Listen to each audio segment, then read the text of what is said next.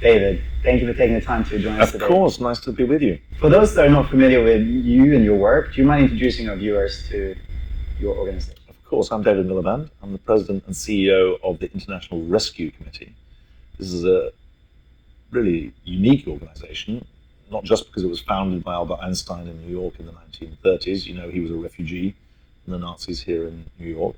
And he founded the organization to help rescue people from Nazi-occupied Europe. Today, we're unique because we're both an international humanitarian aid agency that helps people who are victims of war and disaster in about 40 countries, including climate disasters.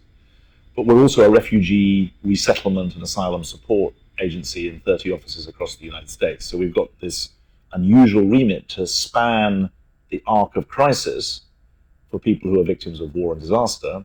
And we go from the war zone to the internal displacement, to the refugee flow, and then for the lucky few, they get to resettle themselves here in the United States. I've been the CEO here we're about a $1.5 billion a year NGO at the moment. We've grown a lot because the world's on fire in all sorts of ways. We'll talk about that.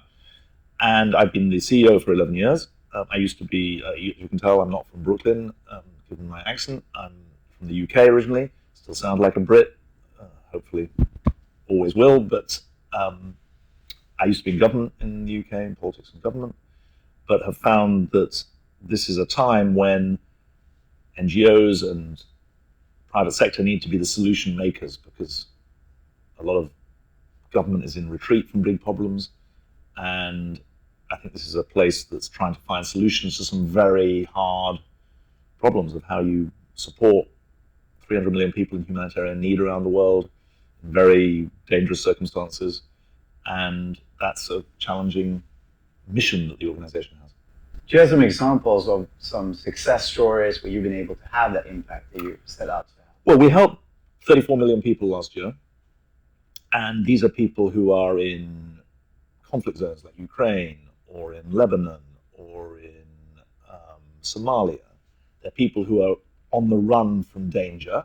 So in Latin America, there are more people in the Latin American continent as a share of total population than who are on the move in any other continent in the world.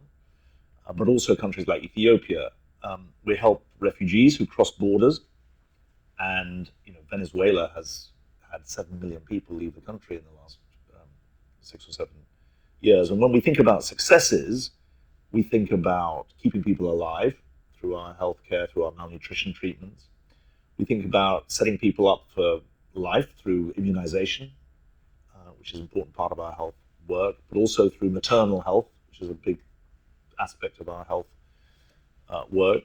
We also think about recovery. About 15% of our work is economic related, livelihoods for people who have lost everything. So we don't just say we're the solution makers, we have the evidence to back it up as well as the anecdotes. Good. One of the reasons we're gathered today is to talk about the upcoming COP conference starting Monday, the 11th of November. A couple of notable countries are absent. United States, European Union, Brazil, France. Why do you think big countries are ignoring or passing out the opportunity to be there? And what can we do to address that? So COP is Conference of the Parties. Parties to what? Parties to not political parties, they're Conference of States, who are parties to the United Nations Framework Convention on Climate Change, UNFCCC. And this is usually every 5 years you have your most important meeting. 2009 in Copenhagen, 2014 in Paris, 2019 was very significant. But the subsequent conferences, they got out of order. So 2024, because of COVID, the ordering was knocked a bit. And so last year in the Emirates, that was a very significant one. Next year in Brazil is a very significant conference. This is more of a holding pattern in Baku this year. And I think that explains the relatively speaking, I think it's lower level representation rather than no representation. But of course, the climate crisis is getting worse while, I don't want to say while people are twiddling their thumbs, but while there is attention on other matters. We've just been through an election in the US, the climate issue was neither mentioned by those who want to fight climate change nor those who want to dismiss it. It wasn't really an issue because there are other issues that were bigger. But in the places that we work, you can see climate change happening. the climate crisis happening in droughts, in floods, in excess disasters, because what people forget is that an average increase in the world's global temperature is not just associated with rising sea levels, hotter or colder climate. It's associated with more extreme weather events. And that doesn't mean that every hurricane is a climate hurricane, but the growing prevalence of climate disasters is part of the climate crisis. And we're seeing that in the central Sahel region of Africa. They don't talk about 1.5 degrees anymore because the average rise in the temperature in that part of the world is more than 50% greater than the average rise worldwide. So you can see that there's a concentration in countries that are particularly vulnerable.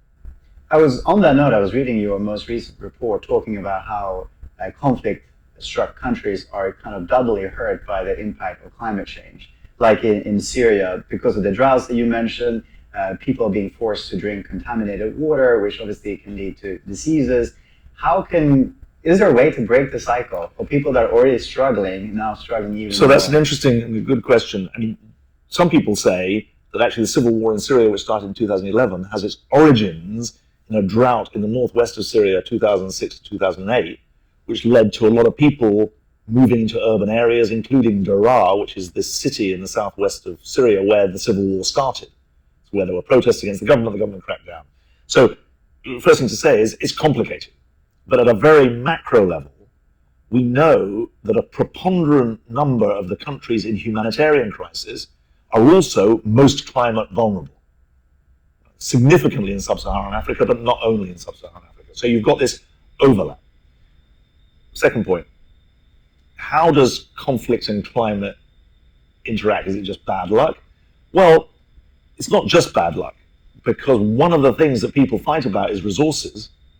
And one of the things that the climate crisis does is put more pressure on resources. So you can see that there's an indirect relationship there. We've got in the report that you mentioned, we point out that 16 countries that are home to about 10% of the world's population, 3% of the world's carbon emissions, are also in the most climate vulnerable situation. They spend the least on climate resilience. I think we were meeting in New York, and after Hurricane Sandy, people began to realize you need to invest in climate resilience. In cities like New York, you can invest. In places in Syria, which you mentioned, there isn't the resource to invest. And we work in the northwest of Syria, the northeast of Syria. Those are both rebel-held. They're not held in the hands of the government. Got a lot of displacement.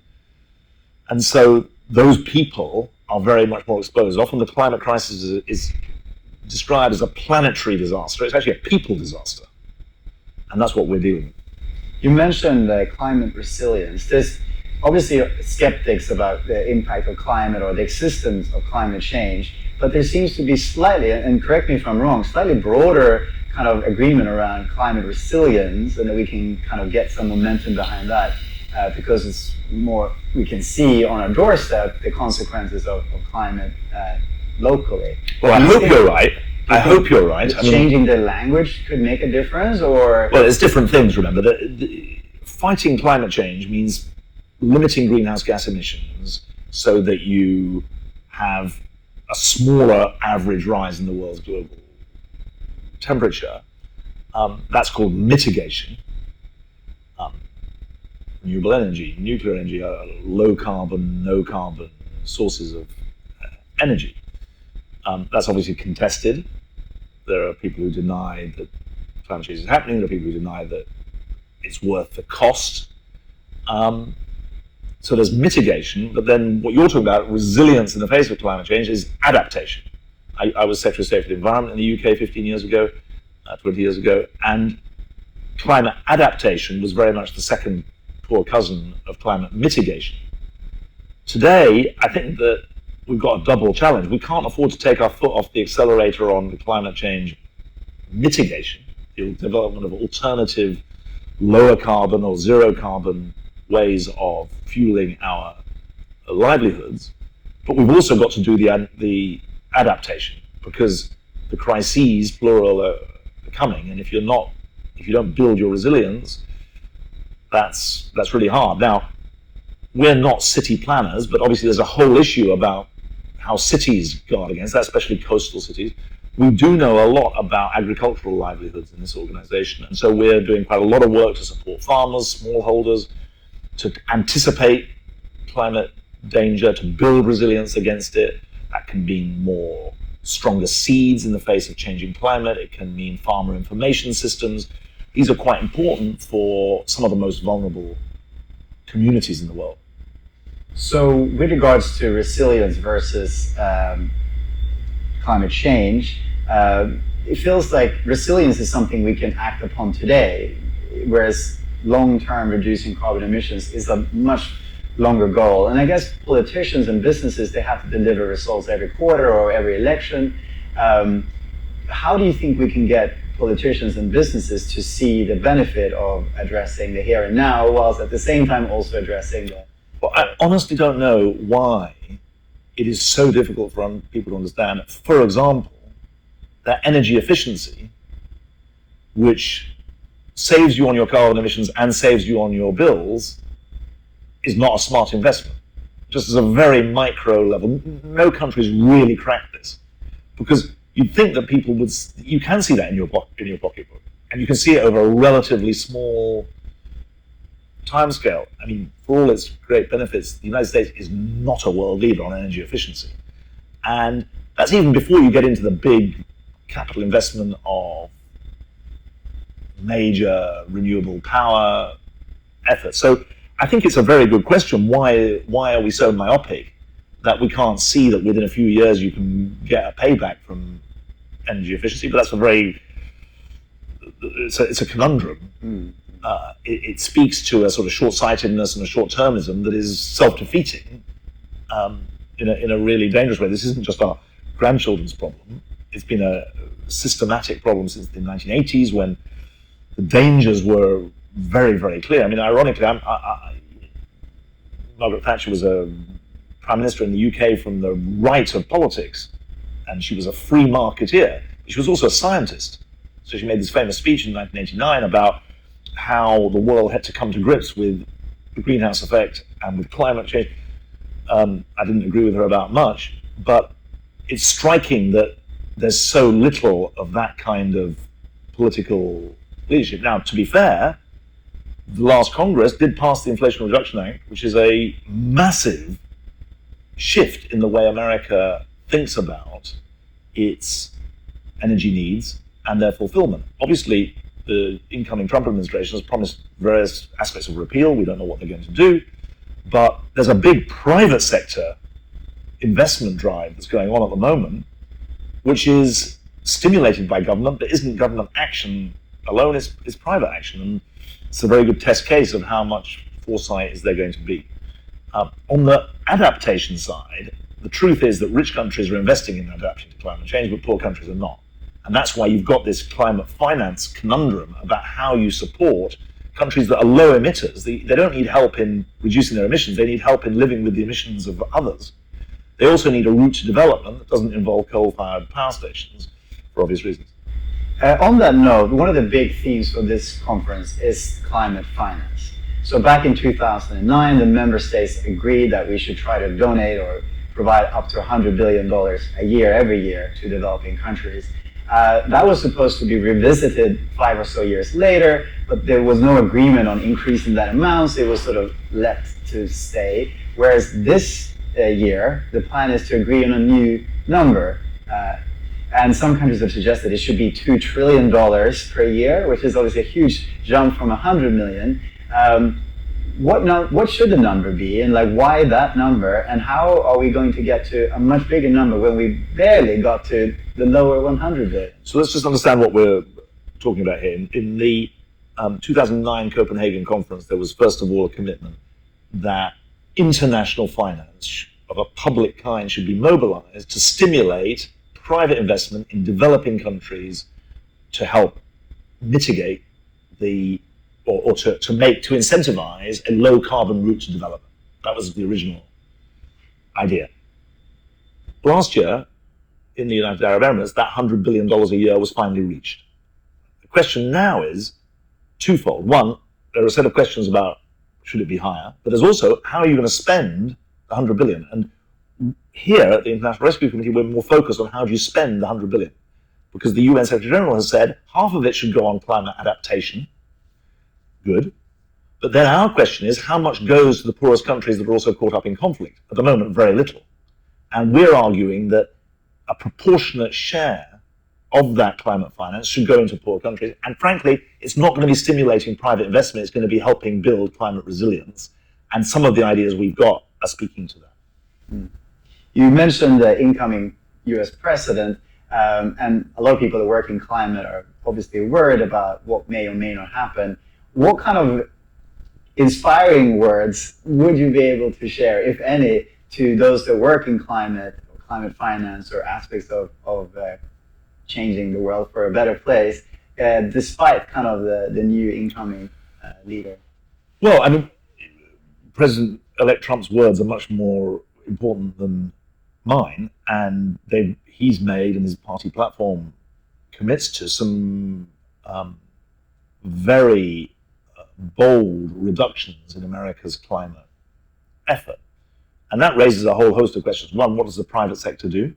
Because in Republican states as well as in Democratic states, there are jobs dependent on the domestic action that's been taken. Secondly, the president-elect has said that he wants to withdraw again from the Paris Climate Agreement. He's also said, though, that he wants to take on China's position as the leading technology provider of a range of technologies, including renewable energy technologies in the world. If you withdraw from the Paris Climate Agreement, you're basically handing the negotiations to the Chinese, and you're creating an incentive for the Chinese to work with the Europeans, with America not at the table. So there's a whole host of quite tricky issues there. Now, I suppose the third point is that there's a history here where American states, I mean, California, if it was a country, would be the third largest economy in the world. In 2017 to 2020, California stepped up to be an international player, and Californian regulatory standards, for example, for cars or for anything else, have a big impact on domestic regulation. So there's a lot to play for there, without in any way diminishing the significance of what the incoming administration have said, albeit that we don't yet know what they're actually going to do. Brilliant. David, thank you very much. Thank you very much. Appreciate that. And Nice look to meet forward you. to see you soon again. Thank you.